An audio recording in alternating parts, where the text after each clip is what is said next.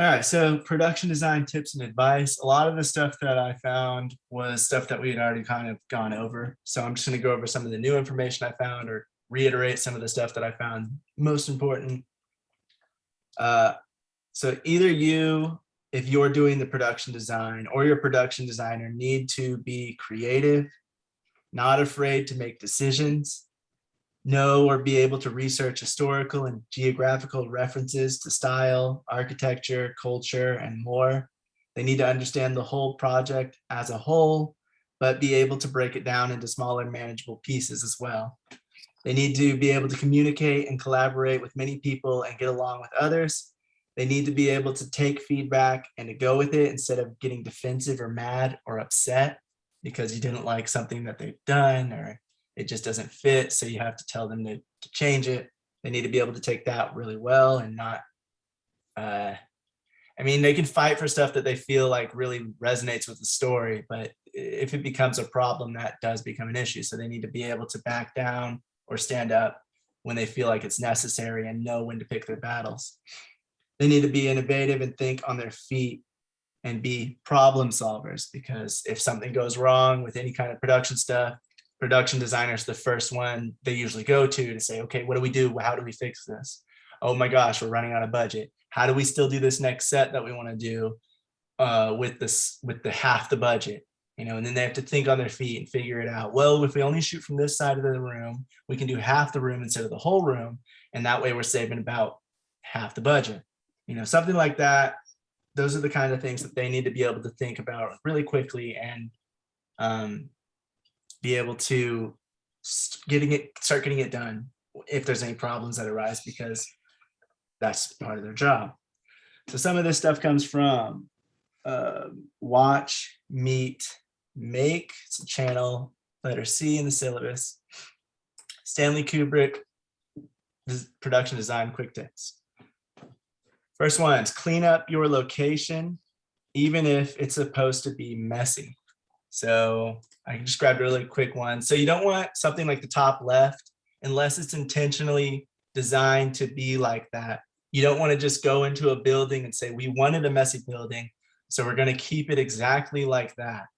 What production designers do is you want to actually clean it up, make sure there's no like nails or anything dangerous that's sticking out anywhere.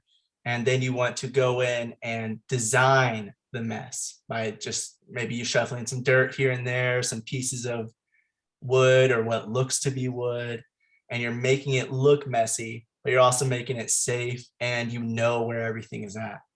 So a lot of independent creators will go in and they'll just go to a space and they'll say it's supposed to be haunted and dingy and run down. And we went to this place that is dingy and run down and we just went ahead and filmed there. But the problem with that is you don't really know what's in there. You don't know if it's safe. You don't know if there's anything on the ground, or maybe there's a rat hiding in some pile of the material in the corner. All that stuff you need to know about beforehand and get that place safe and good to go for an actual set, so you know what's there. And so you can design it and make it look the way you want it to, because some things might look good in person. It might match exactly the idea you had in person, but it just doesn't look as good on camera. And you want it to look a little more dirty in the background, or you want it to look a little more dirty to the right or the left whenever you're shooting. And so when you actually clean it up and then take that stuff and start shuffling it around where you actually want it, you can set it up for each shot that you're trying to go for. So it's easier and better to clean it starting from a blank canvas than to mess it up as you go. Remember that props and other art elements only need to look good in camera. So if you have fake money, it doesn't have to feel real. It doesn't have to actually look real in person, as long as it looks passable in camera, especially depending on how far away that stuff is going to be. Some filmmakers will try their hardest to get everything exactly the most realistic that they can. And that's good if you have the budget for it. But if you don't, you need to really use your money wisely, or the production designer needs to use their money wisely to figure out how is this going to pass on film, on camera. If it looks good on camera, especially if it's just going to be like a really quick 1-second scene where they open a briefcase full of money You could just have stacks of paper and then a real dollar bill, or I mean, a real $100 bill, or one of these fake ones that look like a real one on top. That way you don't have to buy stacks of ones or have real ones in there. So those are the kinds of things that a production designer needs to think about as well. Everything doesn't have to be exactly realistic. And then even more so if it's far away. If it's far away, a lot of things are passable. You don't even need it to look real in person at all. Like it's 20 feet away, plus it's in camera, and it's going to be blurred out in the background because you're focusing on the subject in the foreground. Then you don't have to worry about as much about how realistic it looks. Try to make it as realistic you can, but think about the budget the whole time. What you see with your eyes won't always be what the camera sees. Lenses, lighting, resolution, dynamic range can all play a part in how it looks similar or different in the camera. The other thing is plain white walls are boring on camera. Use paint, wallpaper, art, and photos to liven up a boring wall. A lot of independent productions that are very low budget, they don't think that they can change the background because they don't have enough money to, but it's really not that expensive, and it's really not that hard to just add a little something to the background to make it stand out a bit more, especially if you're shooting flat against a blank wall. If you can't get anything, your budget's really that small, then they recommend trying to shoot into corners. If you watch TV shows, if you watch movies, a lot of them don't shoot flat against a wall. A lot of them will shoot to a side of the room so that it looks more dynamic. There's more dimension to the look of the room because you can see the corner and the other wall instead of just looking at the character in front of a blank nothing, whether it's colored or not.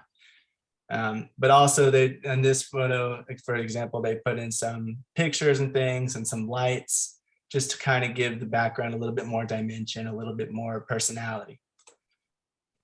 Other things people or filmmakers will try to do is try to get walls that either aren't white, they're made out of wood, or they're made out of something, or they'll try to paint it a different color and make it look like something different so that it's not just a plain white wall, because plain white walls are really boring. Even in here, you can see they're all just painted different colors just to make it stand out a bit more.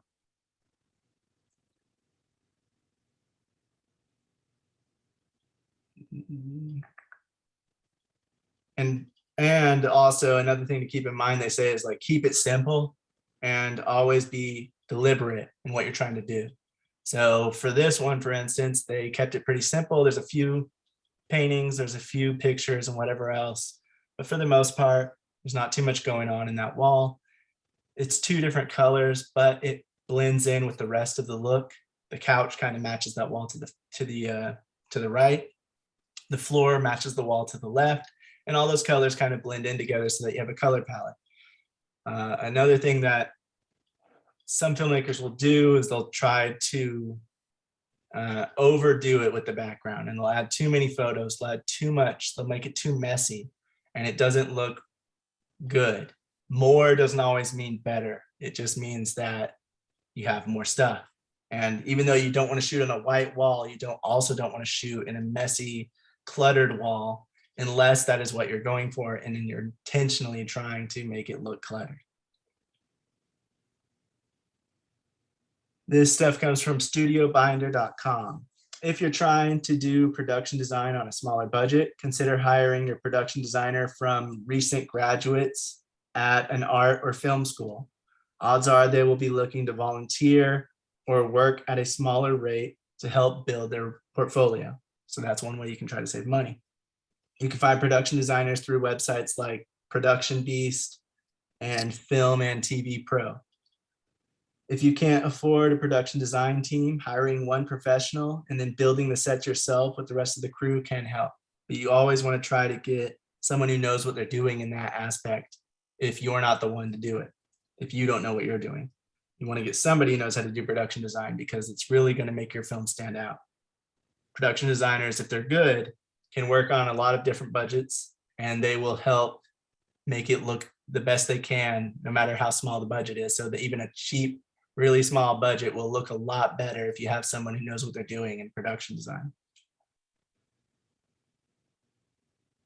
Also, lighting can make a huge difference in the production design. So it might not look that good in a plane, like when you have like the regular lights, but whenever you add the color grade and you have the different colored lights on it, it can look a lot more realistic on the right.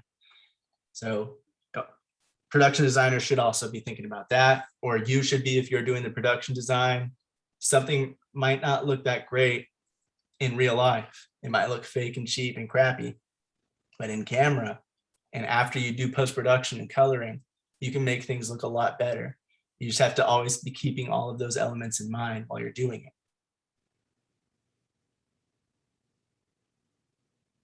And then they also say avoid rental houses as they are often expensive and not worth the money for independents. So rental houses for props and things like that and other art elements, typically they'll cost a lot more than they're worth, especially depending on what you're using it for. So you might find that it's better to just go ahead and buy it and resell something, or to just buy it and keep it than to rent it, especially depending on how long you need it for. And then even more so if you're not in a film hub, like a film city, then you're probably not going to have many of those around you. So you're not going to have as many choices anyway.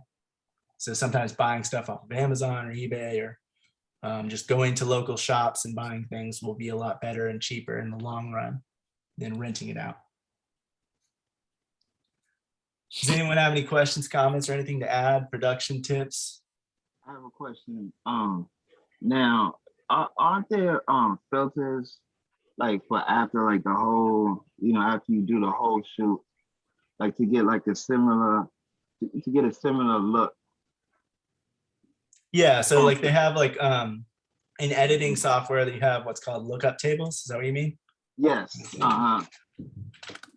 Yeah, so in editing software you have LUTs, which can help try to get it close to some other film that you've done before or something that you've seen online. And there's a lot of different plugins that have a bunch of these that try to mimic different movies that you've seen. Are they and expensive? they are mostly customizable, so that you can get it's preset, but then you can adjust the settings because it's not going to work exactly for every shot. Oh, okay. Now, are they expensive? Like the different, because I was actually searching for LUTs, and I saw that there were different, I guess like different packages for I guess it's the whole pack. I'm really new. I'm really new to film, and I just remembered that there was a price, different cords for different type of LUTs. Yeah, Brian, do you know anything? Like, because I know from what I've seen, it really depends on where you get it from. Oh, yeah. Okay. So a LUT, all a LUT is it's just a bunch of presettings with whatever software that you're using. So like you could get LUTs for free. Like there are people that make them and put them online for free. Or there are people that that say that my LUT is the best LUT, so they'll go and sell it. I see. Yeah, all it is just it's a bunch of presets, and they make these algorithms. They can like you can plug it into like Final Cut or whatever editing software, and then they have the LUTs for your cameras now, so that you can see what it's going to look, or get an idea of what it's going to look like when you get it into post. But those aren't, when you're on set, you don't really want to like rely on that 100%. They are nice because the cameras that we shoot on nowadays are like super flat, like the Blackmagic, even the Reds, like the Red camera is like super flat to a point where it's almost black and white, and it's just really hard to see colors. So they'll put a lot over it to to kind of get an idea of what it's going to look like in the post. And which is cool, because now cinematographers can kind of like before, like a cinematographer would shoot something and not have an idea like where it's going to go, and then when he sees the final results, he's like, oh man, I didn't expect him to go there. But now, Mhm. when you put those LUTs in there, you're kind of, as a cinematographer, you kind of light a specific way, because it's gonna look like this, with that Mhm. LUT on there. You're like, all right, cool. So you kind of force the color grader to kind of like add the hues and the values to it a specific way. Some I cinematographers know understand. how to do that. Right. I understand. Yeah, Yeah. so it really just depends on where you're getting it from. And Okay. some like companies or some independents will sell packages like you're talking about, where they try to just have a bunch of different looks. Other ones, they Mhm. give them out for free, like Brian was saying. And you can get to that point yourself using the software, because all Oh, it is, like okay. you said, it's just presets. Right. It's Right. just, if you don't know what you're doing color grading, or even if you Mhm. do, it's just easier to start from a point that's closer to what you're going for than just start from Yeah, scratch. I'm experimenting. So Mhm. I think that's better. That I'm learning all the presets, right? And as I learn them, it's like I'm familiar, like looking at the LUTs. Mhm. So yeah, I think it's better just doing it, I guess, myself before, the actual LUTs, before using the LUTs. Is that like, what do you think? Yeah, I think like if you find some free, like if you don't, if you're just like practicing, I think getting free ones or Okay. just starting from scratch would probably be better. Just try to get as close you can to what you Okay. want. And Okay. then, just cross comparing that with whatever you were going for. So if you were going for All a right. movie, I would just take like a screenshot, keep it on your computer, and then, you know what I mean? Like Oh, just keep okay. going back and forth, looking and seeing like, what could I change? It looks a little more green. So you add a little bit more Mhm. green and see if that helps. Yeah. Yeah. Okay. Yeah, I see. I would say, yeah, but if you're Mhm. wanting to practice and learn coloring, then Yeah. going with LUTs is going to Mhm. actually, in my opinion, hinder you a bit, because you're going to Okay. get presets that are already kind of graded. And so, Okay. All right. you'll be tweaking it at that point instead of like Right. starting from scratch and seeing how to get there. So, Right. yeah. Okay. Okay. Yeah, you But answered yeah, my question. Mhm. to Yeah, no add problem. to your the what is it, set design that you were talking about, Mhm. yeah, like you had mentioned something about getting cheap supplies and it still looks good on camera and stuff like that. And I remember shooting a short film with a client, and he gets there and he was like so paranoid about the his, because we're shooting his car. He was so paranoid about his license plate, so he printed out a Maryland license plate. He had the logo and everything, and it looked just like a legitimate license plate, and he put it over his current existing license plate. And I was just thinking like, oh man, I don't know. But on camera, and then he covered the logo of the car as well. It was a Nissan, Mhm. and he covered it and like made his own little logo with it. And I was like, I don't know, but on camera it looks like super legit. I was just like, wow. Yeah, you'd be surprised on like that what you said about hiring somebody that knows what they're doing. It's that was like the ultimate statement you just made right there, because like I don't know, like me personally, I was just like I wouldn't worry about it as much. But like, the hospital scene I was telling you guys about, like I went out and bought a whole bunch of stuff. I was still cheap about it, but like I didn't really consider like, oh, what can I get that looks like that but isn't that, you know, for Mhm. cheap. I didn't really I just wanted to know, like, I just thought decorations here and there, and depending on the prices, depending on where I bought it or not. I never really considered, like, there was a couple things I probably could have added that I probably could have just like made a couple stickers and just put it on the wall and I'd be good. But yeah, hiring somebody that knows what they're doing, that's gonna stick with me. That's pretty good. Yeah, because then they can help out in those areas where you're not really familiar. You just, like, I don't know. Some people are really good at like problem solving and thinking in ways of.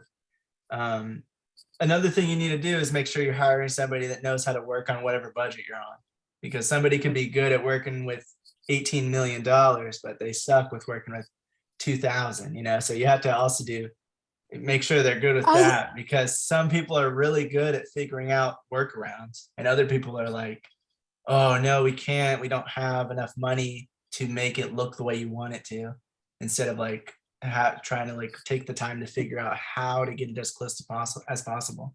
I feel like for independent filmmakers, it's a constant internal battle because they're so used to doing everything themselves and having to do everything themselves, that when you get the chance to like maybe contact someone that can maybe help, knows a little bit more about it, it can be kind of intimidating and scary, and you internally I feel like sometimes like, oh, shouldn't I know this, or shouldn't I be doing this myself, or oh, it's probably going to cost a little more. But sometimes it is worth it to break that habit, even though it's a habit born out of necessity, to just try as much as we can to like reach out to people that might know more than us, or try to ask around in these communities, take as much advantage of the community as we possibly can, because there's a lot out there now.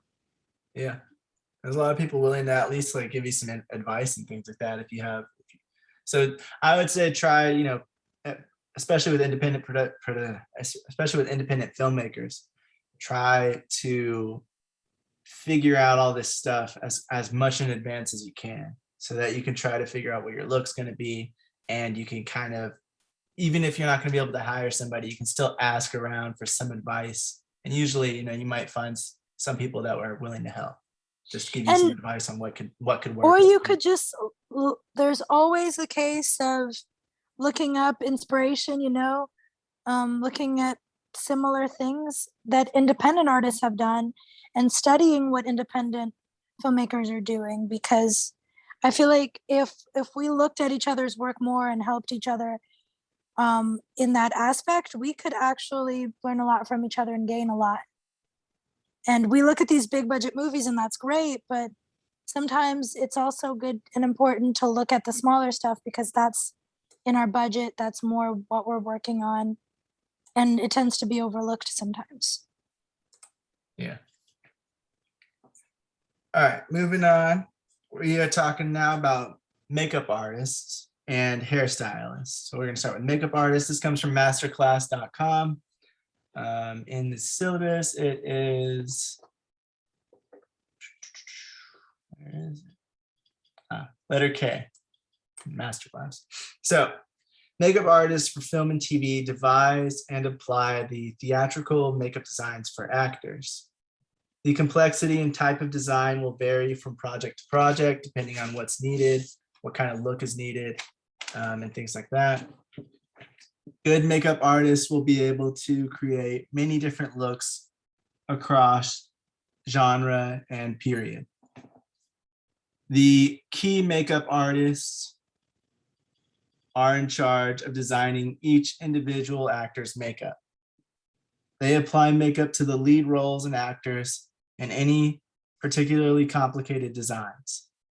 They delegate and oversee the makeup artists and makeup assistants, checking to ensure continuity throughout the film for the makeup. Makeup artists are responsible for applying makeup to non-lead actors and support casts. So you have the key makeup artist that's over the leads, but if you have a bunch of leads, or if you have some side characters or some that aren't the leads, that will go to just makeup artists on a larger set. Now, if you only have one makeup artist, of course, they're the ones that are going to be over everyone. I know some people. I know, oh, sorry. I was gonna say, I know some makeup artists that they are either like teams, or they will have like an assistant that will take care of, like that person will take care of the main person and the assistant will take care of the sides. So they're trying to like make sure to like, because they know that depending on what it is, it might need more than one person. So they try to put their forces together in those instances. Mm-hmm. Yeah, and depending on how many people need to be put into makeup, they will have to figure out how many makeup crew are needed for that. And the key makeup artist will be the one that is delegating all the tasks. So if they're like, hey, I need help with this, or I need you to put makeup on this person or that person, they will delegate that task to makeup artists. And then underneath makeup artists, so makeup artists, they try to execute the key makeup artist's original designs. So the key makeup artist will show what kind of look they're going for each character. And the makeup artist will try to get that, put the makeup on the actor the same way that the key makeup artist designed, the design that the key makeup artist gave them. There we go, that's how to say it. Makeup assistants organize makeup kits and assist makeup artists with body makeup application and other tasks. So if a actor has to go in full body makeup, maybe they're turning into an alien, so they're changing their entire skin tone, that will usually require an assistant to help out, to help do the body or the parts of the body that are not seen as much, while the makeup artist or the key makeup artist is working on the actor's face. Because we're talking about hours, like I think for Mystique, it was something like 6 to 8 hours sometimes for the full body makeup. Yeah, it can be very long depending on how complex it is. Mystique is more of a special effects makeup. No, but So- they actually did have to go through like a lot of the with a full body makeup, and then sometimes they would add something. But that's one of the reasons why Jennifer Lawrence didn't turn into Mystique in the other movies, was because she didn't want to go through the hours and hours of makeup. It wasn't, otherwise it wouldn't have just been able to do CGI. Right. It can be a grueling process. It can be very long. Makeup artists are going to be there for a very long time whenever they are on set, because they have to arrive before everyone else gets there, set up their trailer. It's usually it's either a makeup trailer or they have a hair and makeup trailer, and they bring the actors in and they start doing their makeup. On more simple designs, it could take 30 minutes to an hour or two. And they have to keep getting the next actor in for whatever scenes they need. But for more complex designs, they need to get them in pretty early. And some of those people, like Priscilla was talking about, like Mystique, or probably like Gamora in the Avengers, Guardians of the those Galaxy. actors were probably arriving like 4 a.m. or 5 a.m. to get into makeup, sometimes maybe 3 a.m. because they have to be there super early so that when the scene is needed, they are fully ready to go. And so the makeup artists also have to be there early so that they can apply the makeup to them. So they can be there for a very long time whenever they are on set. Makeup assistants, they may also help if there's a bunch of extras that need to be put into makeup. The assistants may be put over the different extras to be to have their makeup done. If there's a bunch of extras in the background, especially if they need heavy makeup, they'll have a bunch of assistants helping out so that it's not just 1 or 2 people doing everybody, depending on the amount of people they need to do. Makeup assistants may also be tasked with photographing cast makeup to ensure consistency in case of reshoots. So they may be over taking a picture of the actor right after they're done with the take, and making sure that if they go back and they have to reshoot it months and months down the line, that the makeup artist knows exactly how to make them look so it matches directly with what they were doing before. And then you have special effects makeup artists, or AKA SFX makeup, and they're in charge of any special effects makeup effects like wounds, blood, scars, burns, and more. The makeup team are usually designated an area or a trailer and are on set throughout the shoot in case any touch-ups or changes are needed. So a good makeup team or a good makeup artist will stay, well, they should be staying on independent sets. Apparently some of them just go ahead and do what they want, but independent creators need to know that the makeup artist is supposed to stay there the whole time, and they are supposed to do touch-ups, and they're supposed to help make any changes if there's anything, like if an actor's crying in a scene, it might mess up some of their makeup. And so now they need to touch them up. They need to wipe off the tears and touch back that up. If they're sweating, Basically, they should hot, be on standby the entire time for so that if they need to cut, retouch anything, if they're sweating a lot, if it's a scene that requires a lot of movement shifting or a lot of like scar makeup, that kind of thing, they need to be on standby for any emergency or any change of scene. yeah, now a continuity is maintained. And so they'll be there the entire time on set throughout the day. Makeup artists have to also calculate how long they expect a makeup session for each actor and situation to take, and then inform the actors as well as the director in advance. And so that'll be under the key makeup artist. They'll be figuring out, they'll go through the script and they'll figure out what they need, what kind of makeup's needed for each scene, each actor, each situation. And they will figure out how long that might take given past experience with those kinds of things. And then they will inform them, okay, I'm going to need 2 hours for that person. I'm going to need 3 hours for them. I'm going to need maybe another person to help me with this one. If, you know, depending on how much crew they had initially, they may have to request extra people be assigned to their team. But they have to let them know because the director and the actors aren't really going to know. The actors might know a bit depending on how much stuff they've been in, but the directors may or may not know because they're usually focused on a bunch of other stuff. So they have to be told how long they need so that they can get with the producer and get the producer to schedule all that stuff, or the line producer or somebody to schedule it to make sure the actor and everybody knows what time they have to be there. And so everybody's there on time and getting ready, and everybody's ready to go when this scene is ready to be shot. The first or second AD will let the makeup artist know how long they have when they are on set.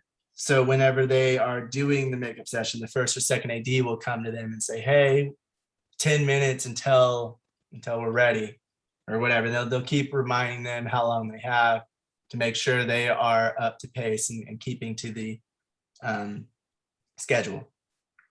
On smaller productions, they may only have one makeup artist, or the role may be combined to hair and makeup on even smaller productions. So you might have one person for hair and makeup, and they're just over the entire look of each actor. Where on larger sets, you'll have, like I said, there'll be multiple makeup artists, and then there'll also be multiple hairstylists to do those things. And usually hair and makeup work together at once. Hair is doing the hair while makeup is doing makeup at the same time for the actor. So hair also has to be there early.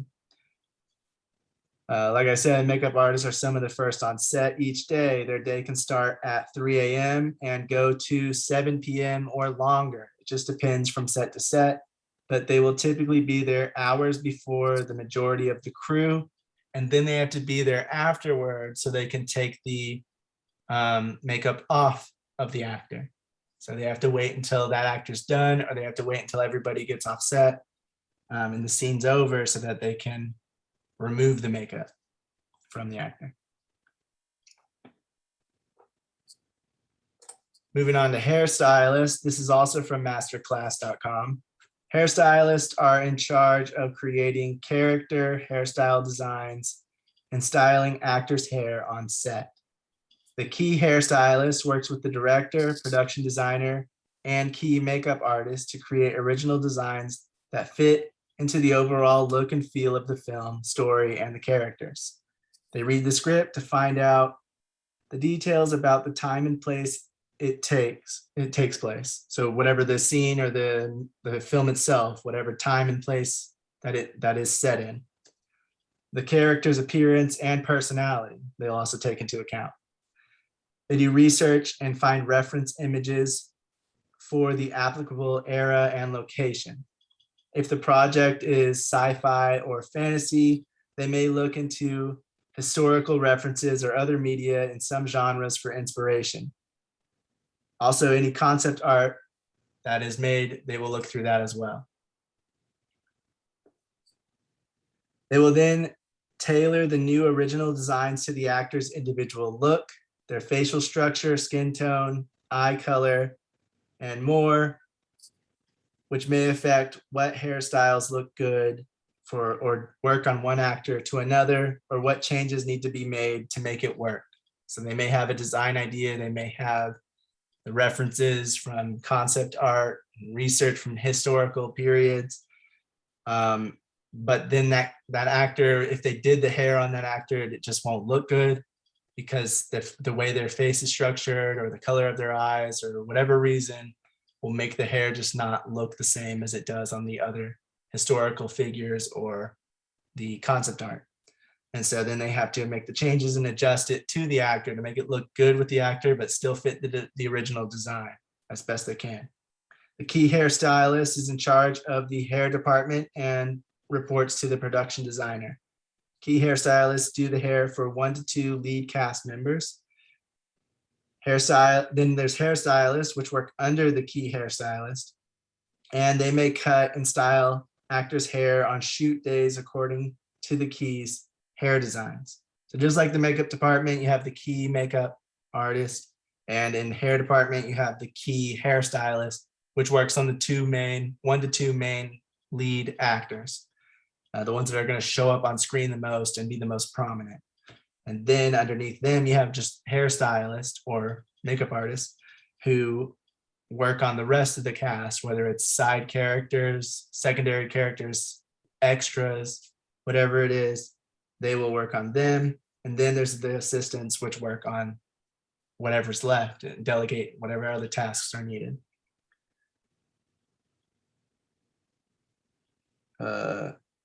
The hairstylists need to ensure that no product, wigs, or prosthetics damage actors' hair or skin. So they have to make sure it's safe to apply to the people's scalp so that it's not irritating them. If they have any allergies to anything, they're the ones to know, and they're the ones to make sure that they're getting product that is not going to give the actors an allergic reaction, because obviously that's a bad thing. So you want to avoid that as best as possible.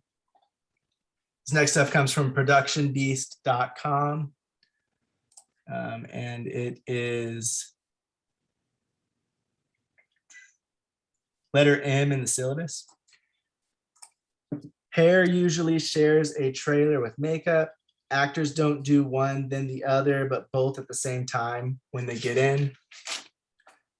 Some larger actors work mostly with the same or their own hairstylist and makeup artist. So some of the top celebrities will have a designated person that they always work with, that is their personal hairstylist, their personal makeup artist that goes with them on every production and does their makeup and does their hair.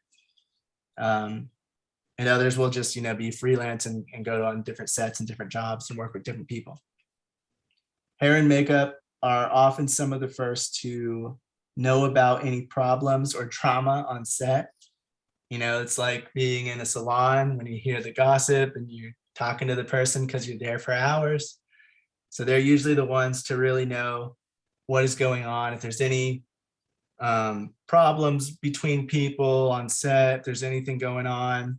So some directors and first ADs will actually go to hair and makeup to learn about any issues before they become a problem to maintain a healthy set.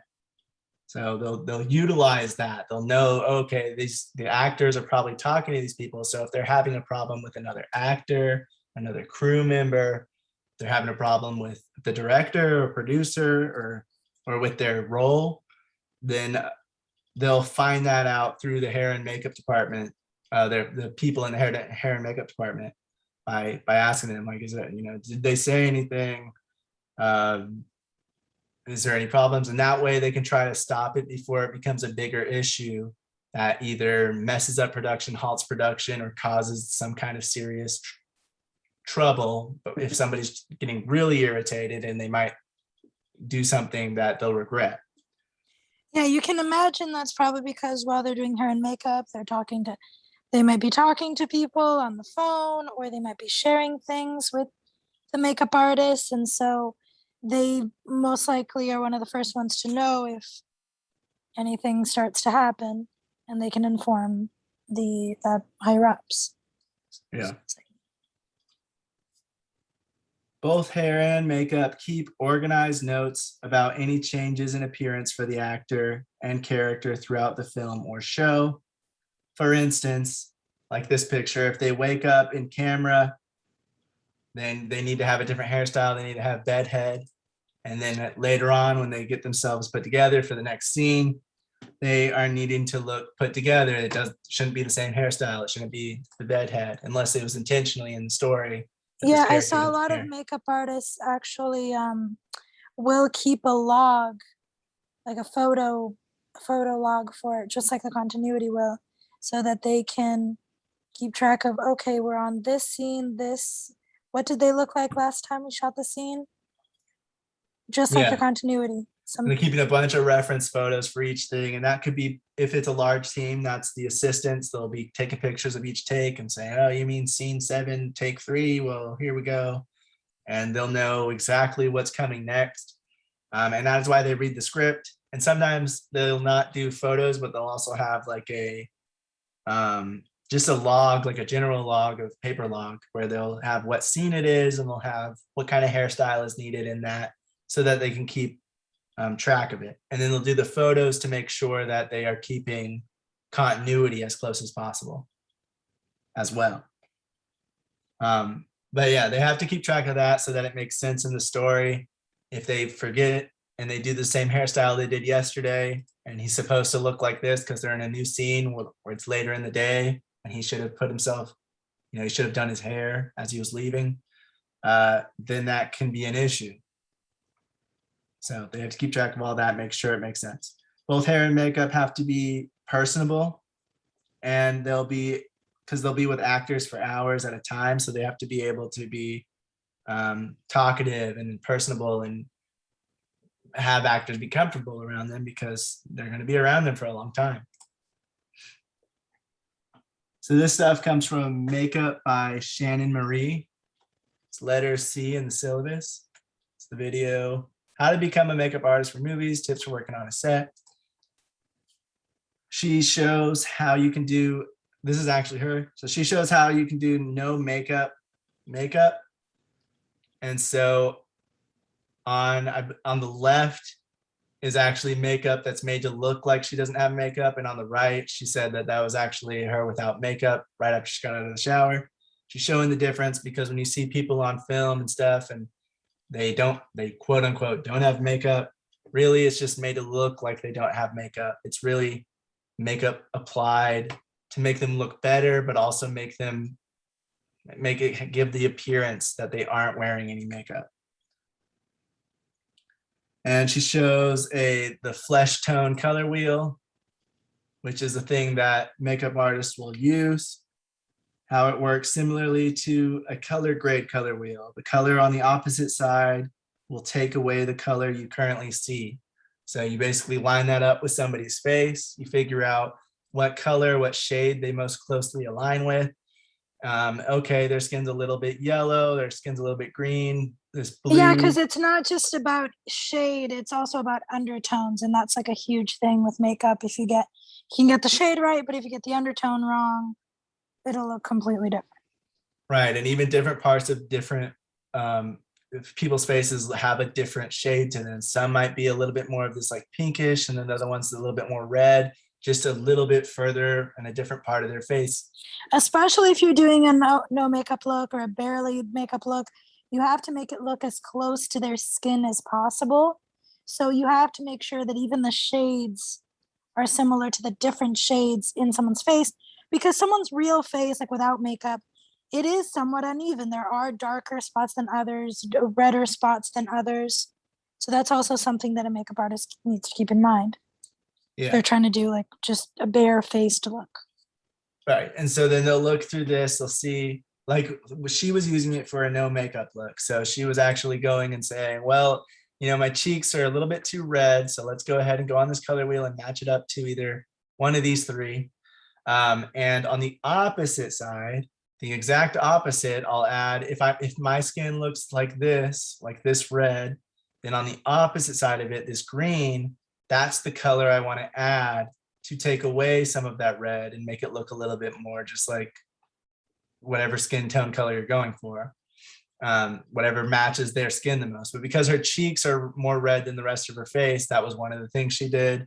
And so makeup artists will do things similar to that, not just for skin tone, but not just for no makeup looks, but also just to, take away some like redness or dark under eye circles, things like that. They'll match it to this color wheel and they'll do the opposite makeup so that it takes away whatever color is, whatever color they want to change and take away a bit. Like I said, makeup artists have to be sure that they know if the actors have any skin conditions or are allergic to any materials and product. Same with hairstylists. Both of them have to know if anything's going to have an allergic reaction on the actor. Vish said, how do you deal with tears rolling down? So typically you'll have them on set, and if they're crying, you'll go and you'll wipe off their tears, and then they apply a little bit more makeup. They keep track. That's another thing they have to do. They have to keep track of what makeup they put on, because then they're going to use that same makeup to go ahead and put on them again. And the other thing they have to do is they have to use separate brushes for each actor. And so that way they're not putting the same thing on, they're not using the same brush for every actor, because you're muted, honey. I was gonna say also for a hygiene standpoint, because your skin has oils and grease and dirt and all this stuff, and you're putting all of that on someone else's face. But also most like makeup artists are using most of the time really expensive makeup. So you'll have like not only like smudge proof, waterproof, all this life proof makeup. So unless it's like a very tiered fill scene, it won't make that much of a difference. They'll probably, if it's a different scene that they weren't crying, they will dab it with, there's these little things that these little blotch things that you use to like blotch oil from your face when you're wearing makeup. It can also help with tears, depending on the brand. And so you can also use it to like dry up and remove all the moisture and make it look matte again, or make it look dewy again, and remove all that excess. So that's another thing that they have. Yeah, but for anything where they're crying, they'll make sure that's what those reference photos are going to be for, so that they can check and see. Because if they're doing another take, okay, that one pretty good, but we need to do another take. Well, then the person has to look like they haven't cried, and so they have to reapply the makeup and wipe away the tears, like you said. And depending on the makeup, even if it's smudge proof, waterproof, whatever else, if you're rubbing it off, if you are dabbing their cheek at all, it might be taking some of that makeup off. And that is why they have those reference photos, to make sure that it looks exactly the same, and to keep continuity, so that they can redo the take. In the actual makeup trailer, she says that they try to either light it with tungsten light or daylight temperatures, depending on what lighting will be used on set to shoot the scene.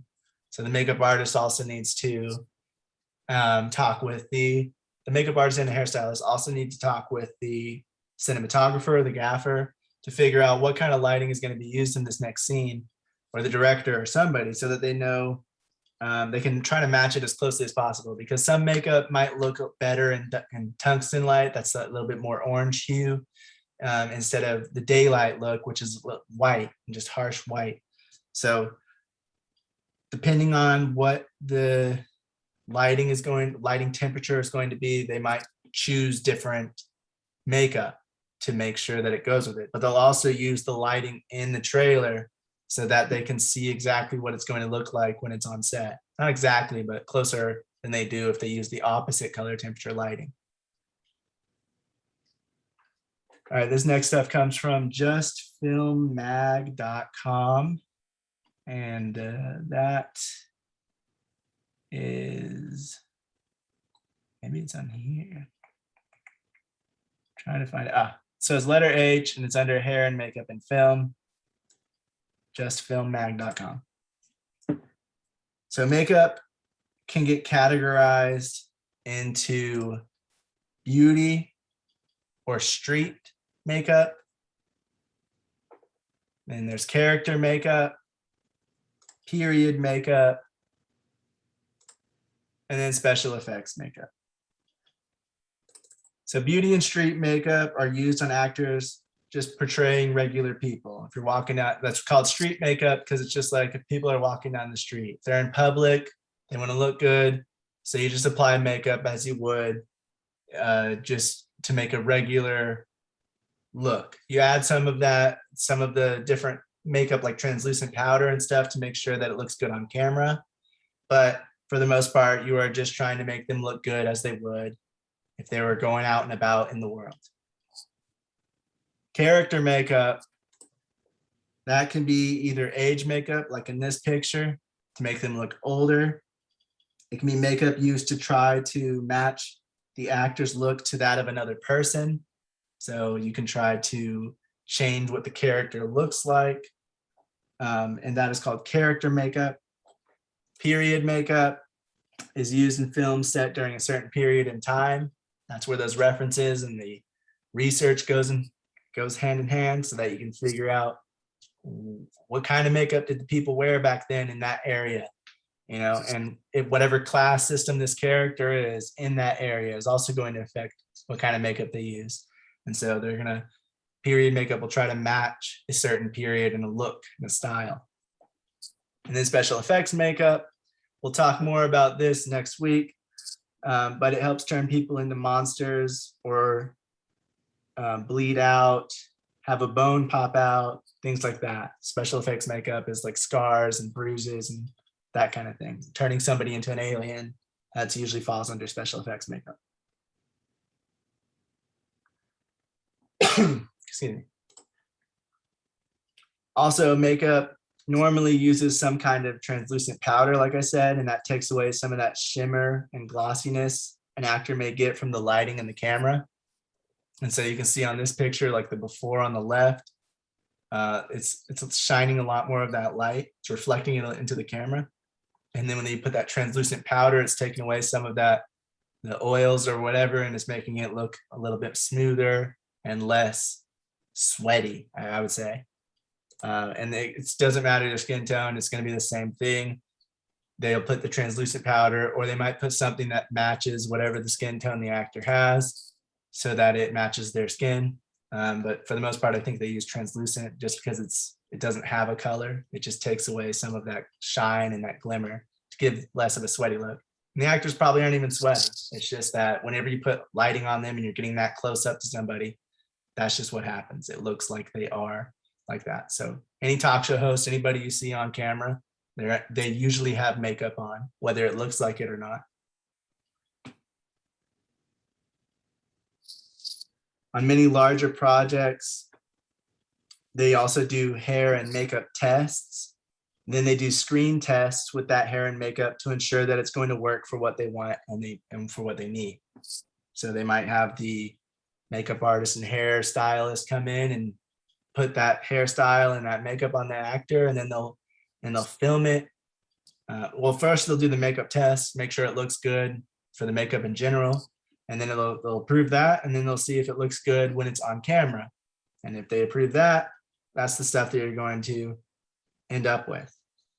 And if it doesn't, if there's any problems or anything, they'll go back and figure out what can be changed to make it work for the scene, make it work for the camera the way they intended it to.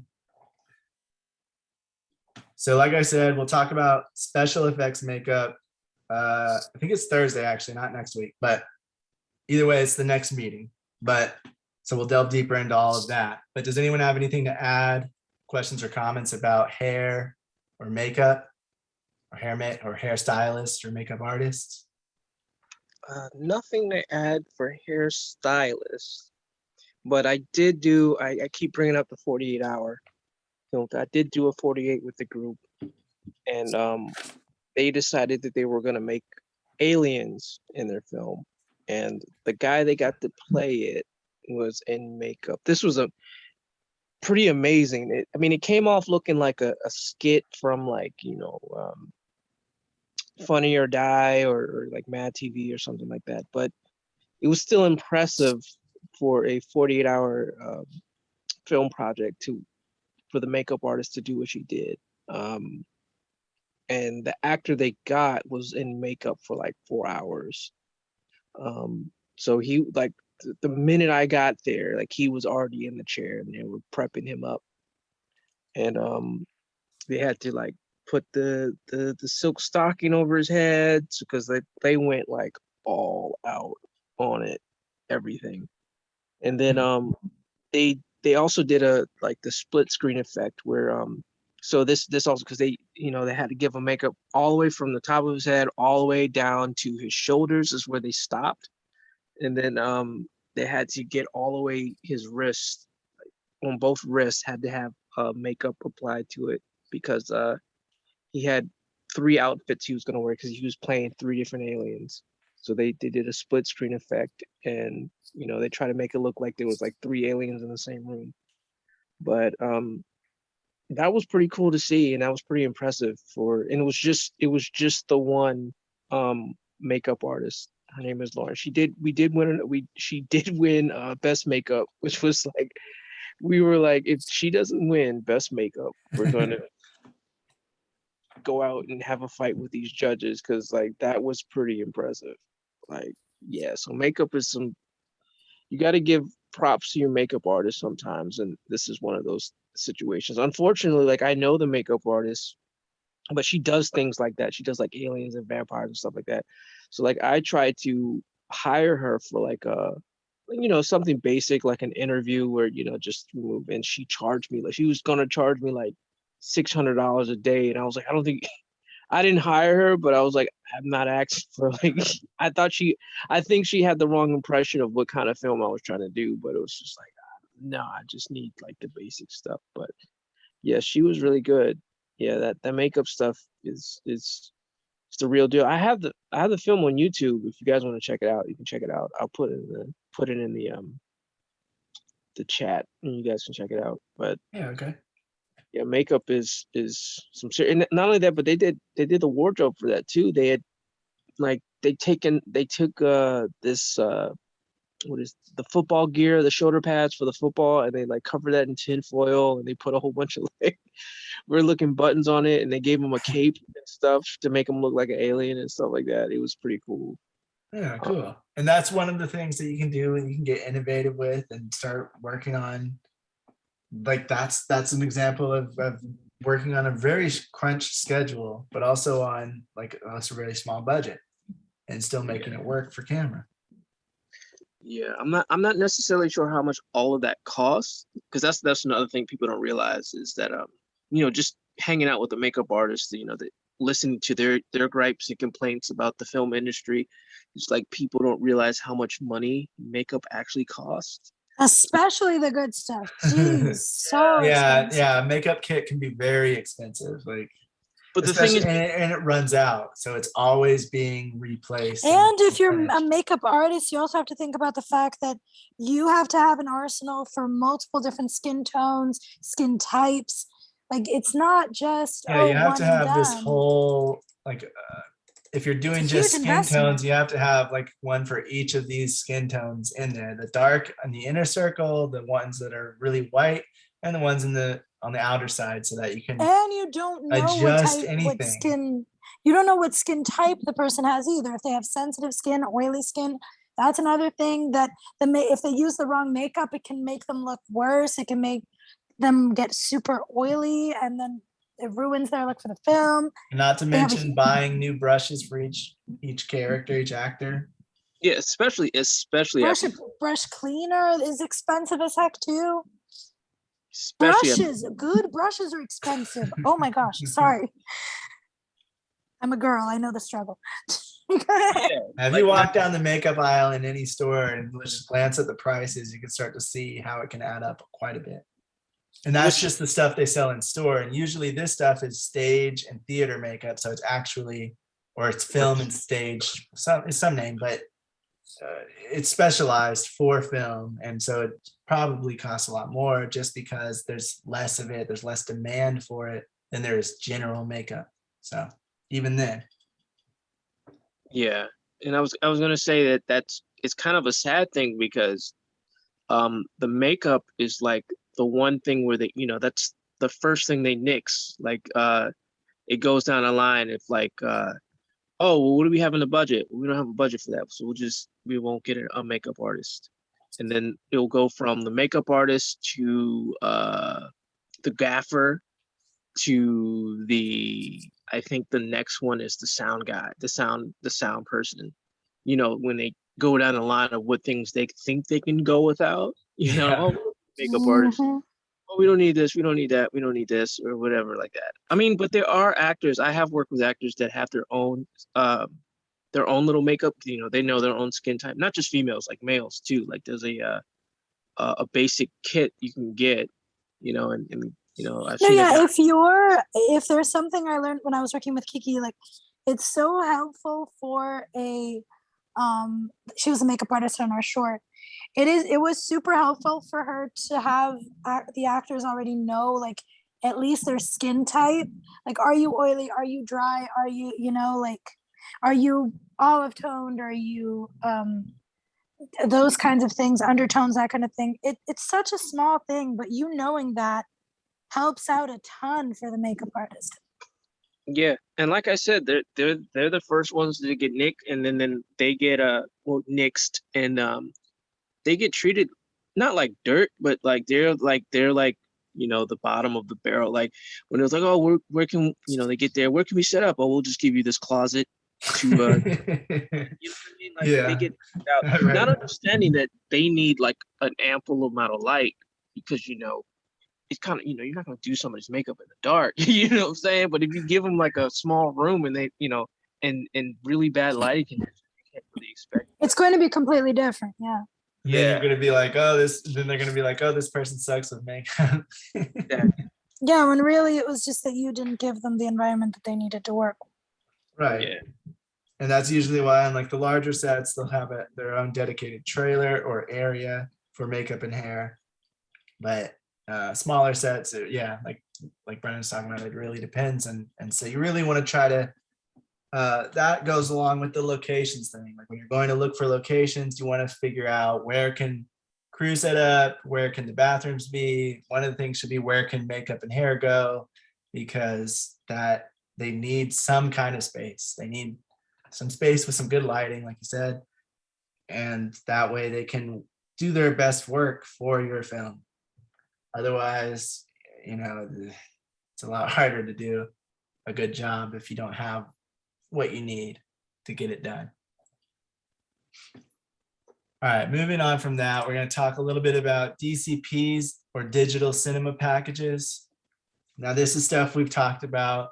For the most part, we talked about these things in the past. We talked about it last semester, I believe, or the semester before that. But I'm going to retouch on some of the things and just go into a little bit more detail. I'm not going to go into everything about making your own. I will, I'll in the syllabus, there's plenty of different videos that show you how to make your own, but there's many steps to it. So I'm only going to go through a few steps. And generally speaking, I would recommend probably trying to get it done by somebody who already knows how to do it, a DCP lab or house or whatever they're called, to actually get it done, because doing it yourself, you're not going to be able to test it. These are for theaters. They're for showing your movie in the theater. And so if you don't have a theater's projector, like an actual one that they have at the theaters, you're not going to be able to plug this in anywhere to have it read and see if it works until you actually send it to the theater. And because of that, with electronics, with anything, stuff can mess up, something can go wrong. The audio could be messed up or come out of sync for some reason, or it could just not go in at all, or there could be an error and the hard drive could mess up, malfunction. And you're not going to know that until you get it to the theater. And that's a huge detriment to doing it yourself, but we'll get into that in a second. So this information comes from massive.io, and it is, where is it at? Oh, maybe I don't even have this one in the syllabus, but it's from massive.io. DCPs are a hard drive that is able to play a movie at high speeds. You have your largest, most uncompressed version, basically, of the film, and this hard drive is able to play it. It is used in theaters to display your film. The codec is commonly JPEG, JPEG 2000, which is a lossless codec. The format is also usually a .mxf file. Every single frame in a DCP is a separate folder with about 250 megabytes per second of a bit rate. So it's very, very, very large. And that's why you need your own separate hard drive that can read through information very quickly, because it's going to be reading a bunch of information to display it up on that huge theater screen. And you need the biggest, best version of it because you're playing it on a big screen and it needs to look good. You can't have a bunch of artifacts in it to be really grainy and ugly. You need it to look as best as it can be, which is why you make one of these when you're sending it to theaters.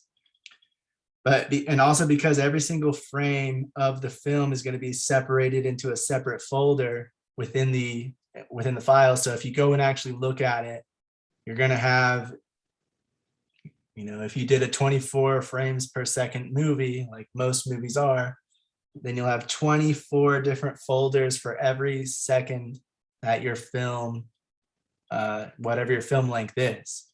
So if it's 90 minutes, what is that, 90?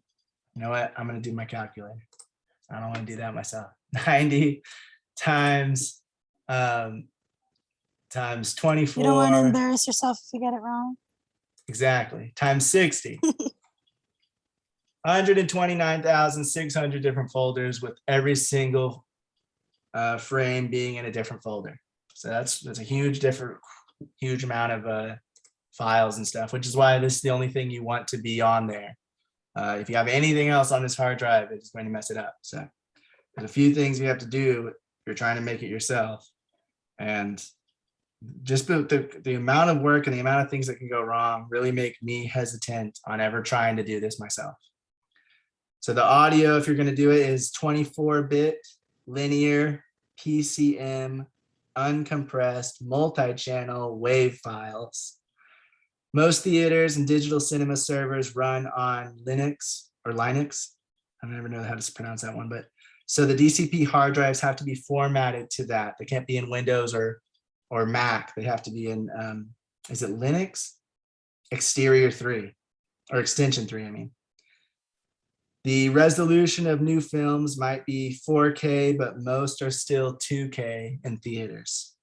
Theaters may take physical DCPs and then ship them back to the distributor for reuse with the next film. Or there's also DCPs that are delivered digitally now over satellite or over the internet. So you may have one that is physical, like a physical hard drive that you send to the actual theater. And when they are done, or if you are distributing your film with a distributor, they could send a physical DCP to them, a physical hard drive, and they could have the theater play it. And then when that movie is done playing in theaters, they will send that thing back, and the distributor will basically erase everything and then use the hard drive for another film that they distribute. That's not going to be the one where it's like the sole film. Your master film is going to be somewhere else on a different hard drive. So it's not like it's erasing your film completely. It's just getting it off of the DCP hard drive so that it can be used for a different film. Because otherwise a distributor would be buying a huge crap ton of different hard drives to showcase all their movies that they send to theaters. But then there's also DCPs that are delivered digitally now over satellite and over the internet. So they may not even send a physical one at all. They may have a digital file for it and send that to the theaters to play.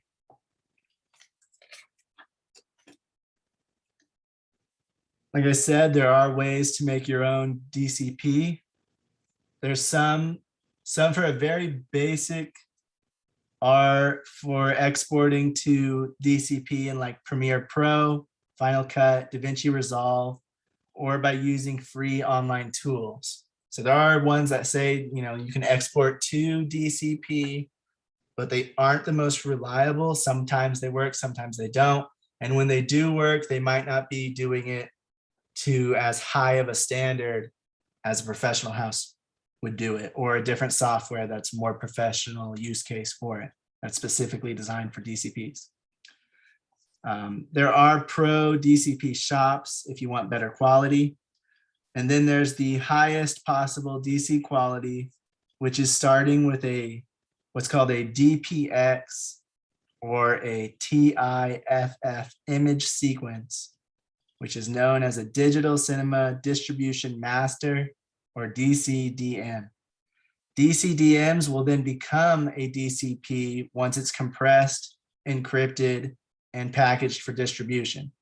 It's basically just like an even larger file that's even more uncompressed, that is then scaled down into a DCP later so that it is at a higher resolution and a higher bit rate, or it just looks better once it compresses down to the bit rate. Even though 250 megabits per second is really huge. You can also do this other thing that's the highest quality grade. And that's what the most professional Hollywood studios and stuff will do, is they'll try to get it to look as best as possible. So DCPs, even though they're a huge file, still aren't good enough for some of the biggest films, and they'll use a DCDM instead and then convert that to a DCP. But no matter what, if you are trying to show your film in theaters at all, you're going to need a DCP version of it, digital cinema package of it. Some distribution companies will require a DCP as one of their deliverables. So if you're wanting them to do a theatrical distribution, some of them require you to create the DCPs, or get another company, a third-party company, to create them and then give that to the distributor before they will accept your film. It's one of the deliverables. So they agree to buy your film and show and distribute it if you deliver all of these items to them. And that's one of them that they sometimes require if you want theatrical distribution. Other distributors, they might do it themselves and they'll add it to the expenses that they need to recoup, like we were talking about earlier this semester.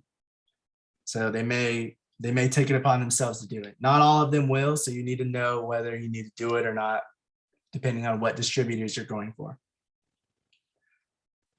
DCPs can be around 200 to 500 gigabytes or more. Many film festivals will also require DCPs to show at their festivals, so be sure to check the requirements for the festivals you submit to. Not all of them require that. Some of them you can just send in a link to the movie, the highest quality that you can send them.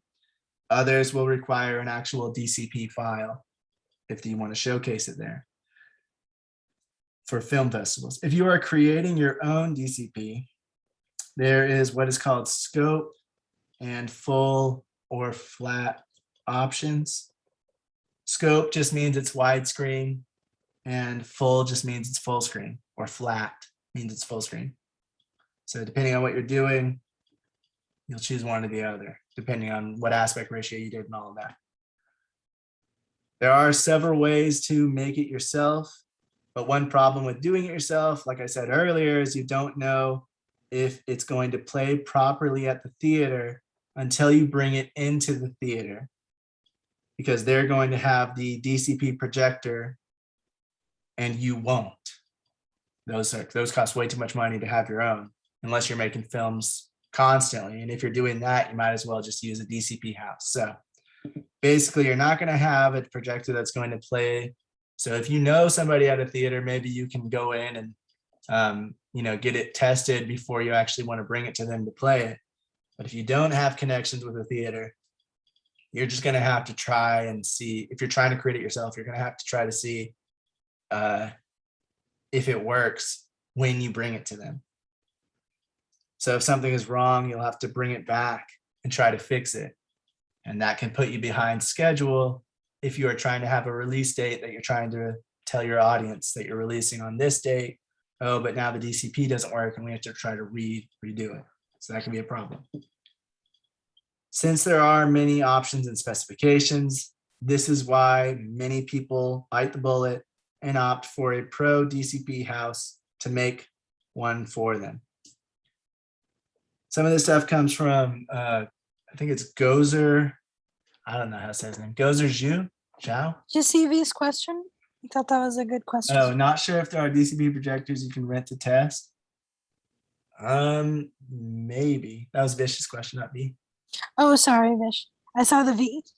There might be. I don't know. I'd have to look that up. There might be, but even then, I feel like the cost to rent it Would probably would be be a more lot. than just getting somebody to do it. Because I think Plus, it's, you a also few have to know how hundred to to maybe use $1,000 to do it. So Plus, you I don't also know have to know how to use it, and if you use it wrong, you might end up breaking it. Like I feel like it would be a big responsibility. Yeah. I Other mean, than the cost. some people do it and they put in the effort and they learn how to do it. It's just that there's a lot of steps and there's a lot of things you have to watch out for. And And it's also- it's so specified. And if you bring it to them without a certain specification that was needed, their projector's not even going to read it because it's only meant to read certain types of projects. I would also say that those people are trained to know what to look for, and we might not be. Like, there might be something wrong with the footage in a certain way that they might know how to fix, or they might be like, oh, you need to take care of this, or oh, you need to adapt this. That even if we do find a problem while testing it out, we wouldn't even know where to start with fixing it either.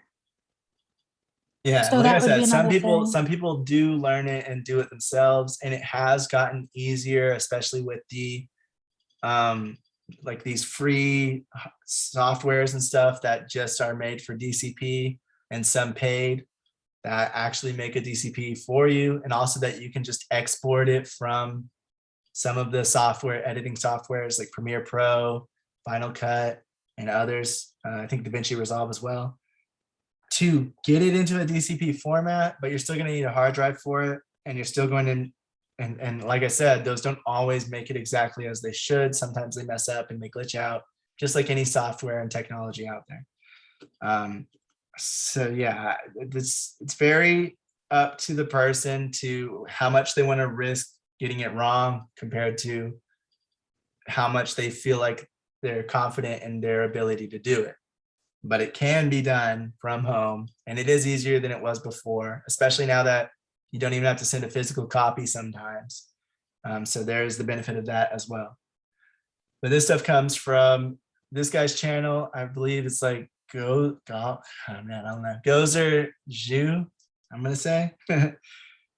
So OpenDCP is a free software that allows filmmakers to turn their project into DCPs for free. Or, obviously you have to get a hard drive. So the cost of a hard drive that's big enough to hold it. Inside a DCP file contains one MXF video file with JPEG 2000 codec in XYZ color space. It also contains one MXF audio file with each channel as a mono wave file. So it can't be stereo files, it has to be mono for audio for each channel. 4 XML files identifying how the media should be played. And for the entire process, you'll need about 20 gigabytes per minute of runtime in storage space. For the final output, you might need around 1 to 2 gigabytes per minute, but for the process, 20 gigabytes per minute is needed.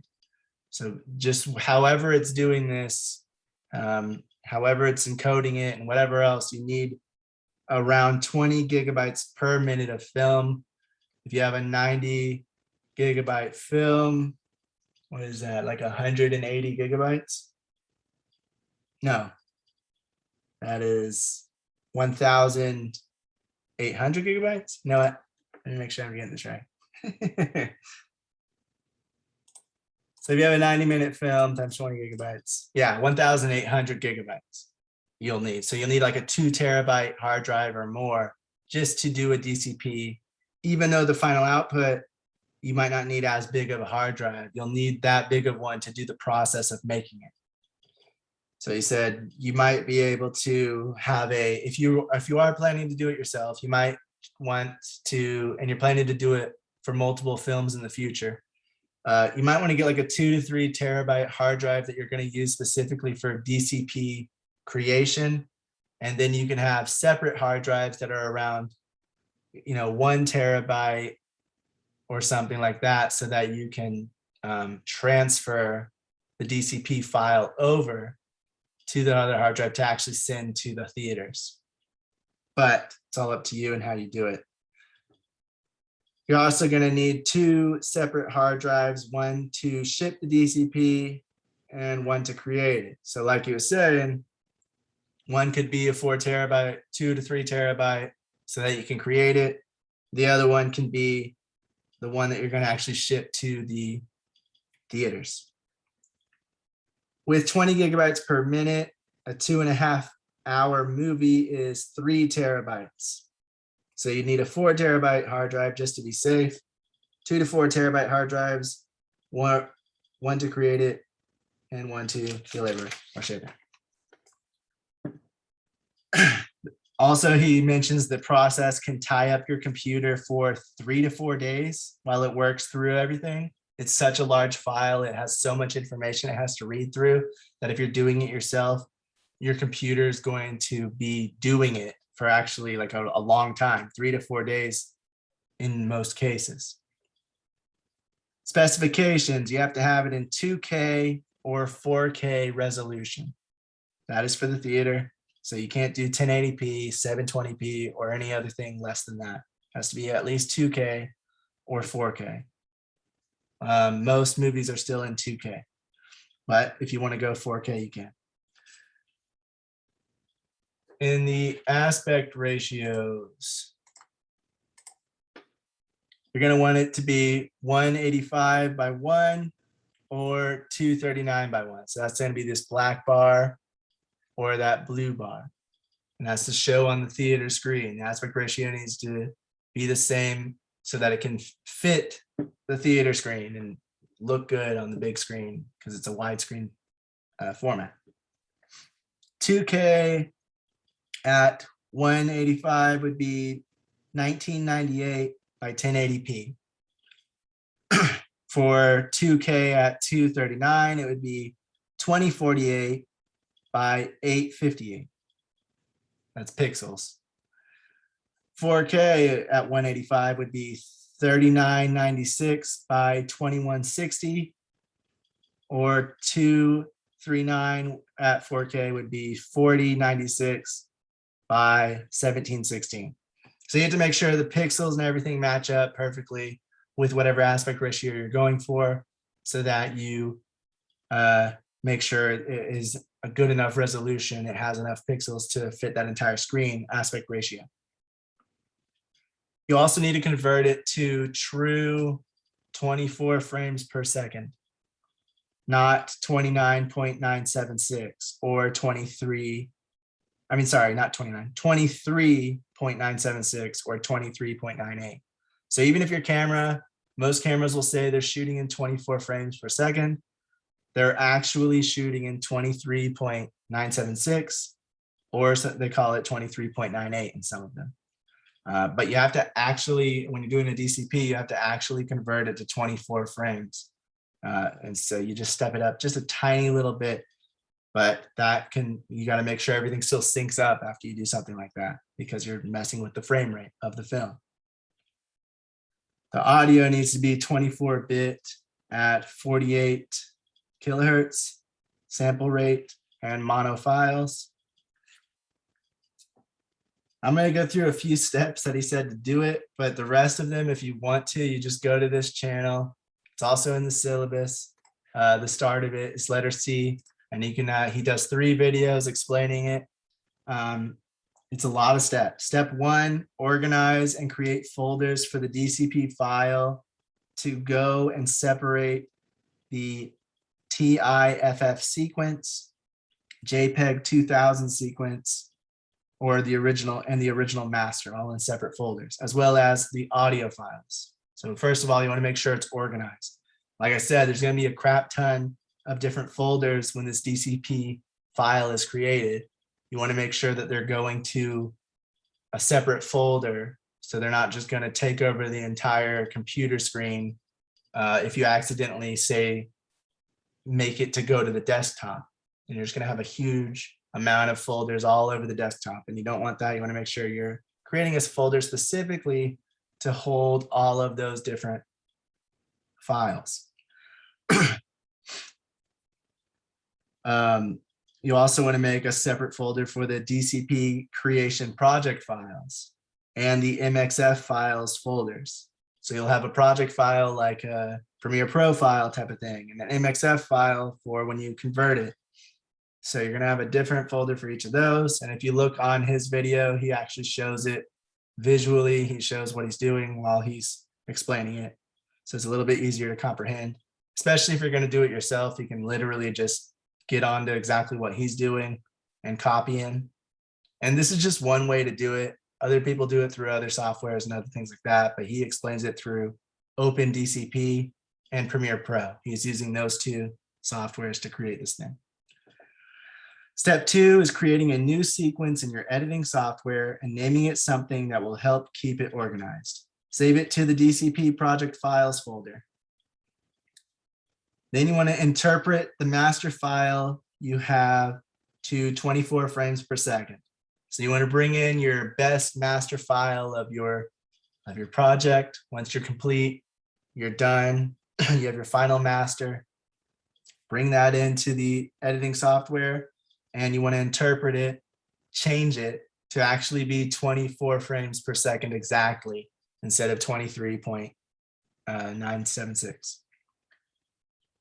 Then you want to make a TIFF sequence, export, selecting trillions of colors.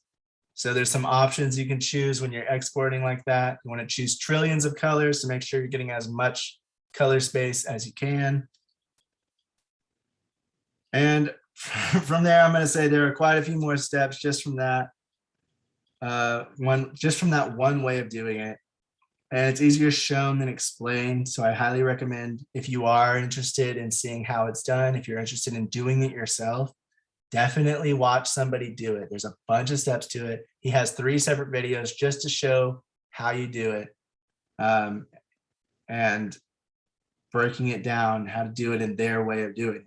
If you do not want to try doing it yourself, if you want to bring it to a DCP house to make it, it's going to typically cost anywhere between $1,000 to $3,000. And that depends on how big of a hard drive you need and how long your film is, so how long it's going to take to convert it to this DCP format. But yeah, I highly recommend. He's one of the ones that shows how to do it. He has a 3-part video. Also in the syllabus, there was some other people that were showing how to do it through DaVinci Resolve and another DCP software called Cinematic, spelled like that. And there's actually quite a few free DCP softwares that can do it. The thing is, you just have to know what you're doing, and you have to know what options to choose. But regardless of all that, if you have a hard drive that's messing up or something like that, you aren't going to know that it's not working until you bring it into the theater. And that is why a lot of people just opt to go ahead and bite the bullet, pay a few $1,000s to get it done, buy a professional DCP creation, like a house that does it, because they're going to make sure it works. They're going to make sure everything's good to go. And they're not going to leave anything up to chance. So if you're on a really tight schedule, that is going to be your best option. If you have more time, if you don't even have to have a release date, you're just trying to get your film complete, then doing it yourself might be a better option, because you're saving money, you're learning how to do it, and you can bring it to a theater over and over again until it's working properly. So there is also that. The best thing to do if you're trying to do it yourself is just to do what we're doing now and research it, watch it while you're doing it. I would literally whatever software you're trying to use, watch the person do it step by step, and then just follow exactly what they're doing until you get it to the export stage where you are actually creating it and your computer's going to be doing it for the next few days. Otherwise, I would just look up DCP houses in your area or that do it online and research them and make sure that they do a good job, that they make a good product, and that they deliver on time, and that it works and is functional. And you do that by looking at reviews and speaking to people who may have used it that you know, or speaking to people that are around you in the filmmaking community that know of certain places that do it, and they may be able to recommend something. Does anyone have any questions or comments or anything to add about DCPs or creating your own versus going to a DCP house? In my experience from my little screening I had, I mean, you could also talk to the theater you're trying to get it screened at. The lady was the manager. She was just pretty much like, it was a short film, so it was very short, so it wasn't really taking up much space, but she was just like, she'll convert it for us for like $20. Oh, awesome. Yeah, that's yeah, really cool. yeah, but it was like a super, we were already getting a discount price because it was like super short, so I'm not sure how much it was, but you could probably discuss all that with, you know, the theater you're trying to do. I'm not putting, I'm just saying like every theater is probably different. They probably have their own thing, because like every festival that I've been to, they've always just, oh, just give us MPEG 2 or MPEG, whatever MPEG they wanted, and they did all the work for us. But this particular screening was like, you know, I was the one making, you know, the connections and stuff. She was like, oh, well, just send us the DP. I was like, what is the DCP? She's like, oh, it's a digital cinema package. She was like, well, I can just, she was just like, just send me a MP4 and I'll just convert it for you for like $20. Oh yeah, just go ahead and do that. Cause I was looking through it, and then this is your opportunity to like, cause you're working with theaters. So it's like, I think most theaters now are like the 7.1 surround sound or more. So I mean, movies nowadays, they really don't get into it like they used to, but you know, this is your opportunity. You can control the sound, and I know Vegas has a setup where you there's a 5 and 7 point surround setting on there, and you can just pretty much go on there and you can tell which it'll have all the channels on there, and it'll tell you, you can pick what speaker plays what sound. So like if you want a dog barking, you can go onto the right rear speaker, and whatever sound effect you got for the dog, it'll come from that speaker specifically. Like I have my theater in my room, I only have a 5.1 theater setup. So like when I edit, now the thing is, like most of my videos go on YouTube, so I really don't dabble into that, but like sometimes now, you know, just to play around with it, just to get, you know, when that time comes, when I am making big movies and stuff like that, I'll kind of get like adjusted to it. But yeah, you can do all kinds of things, and that's another layer of sound design and all that stuff. So that's where that comes into play as well. So you're not just like you were mentioning how like each frame has its own separate folder. It's literally taking something that's from like an editing software and just playing it raw through the software almost, but coming from that hard drive. You know what I'm saying? Yeah. But And that's why it's so huge. yeah, all these, it's got all individual channels and stuff like that. Of course, there's a default mode. So like if you didn't really, if you didn't really think about, you know, the surround sound stuff, then, then it will have like a default for that. But if you did, like, you have specifically like in moments of the film, like where you want the sound effect to come from a specific side of the room or something like that, all that is included within the digital cinema package and stuff like that. So that's just all I want to say about that. Okay, cool. Yeah, and you always want to, any independent filmmaker, you always want to have a backup of your film on a separate hard drive that you're not even using in your computer. And you always want to have a master on some other hard drive that you are going to use to branch off to the rest of these formats to be played, because you're not going to use a DCP format for anything else other than theaters. So if you're making a DCP format, you want to take that from the master file, the best version of the file. And obviously a DCP is going to be larger, so it's going to be even better than your master. But because nothing's going to play the DCP, your master file is where the basis of all of your exports are going to come from. It's where you're going to export it a version for online, you're going to export it for a version for home video and Blu-ray and whatever else, whatever you're doing. You can all do this from in-house if you have the product and you have the materials. You just want to make sure you have that master file always, so that you can take from it and create all these formats for it, these different formats, so that you can do a DCP, you can do surround sound version if you want, and those other things, because not everything's going to want a surround sound version as well. So if you do surround sound because you're specifically trying to get into theaters, after you go to theaters and you want to go online to different different websites or different things like that, not all of them are going to accept even like some of the streaming services, some of the free ones that use ads, some of them don't even want surround sound because it takes up more space. So they'd rather have stereo or 2 mono tracks to do it. Whereas, some of the bigger ones like Netflix, Amazon, they might accept the surround sound version, but they might also want the stereo version. So don't just think that you need the biggest and best for everything. Now, when you're doing cinema, it's different. You're doing it specifically to get it the biggest and the best, which is like Brian was saying, that is your time to try to make it the best, most cinematic experience that you can make it. But then when you are trying to create it for other exports, for other formats and platforms, you need to step back and see what requirements they want, because they're not all going to want surround sound. They're not all going to want 4K. And so you just have to look at it and see what the specifications for those things are. And that's where your master project file comes in hand, so that you can take that and you can either convert down or you can enhance it up for DCP.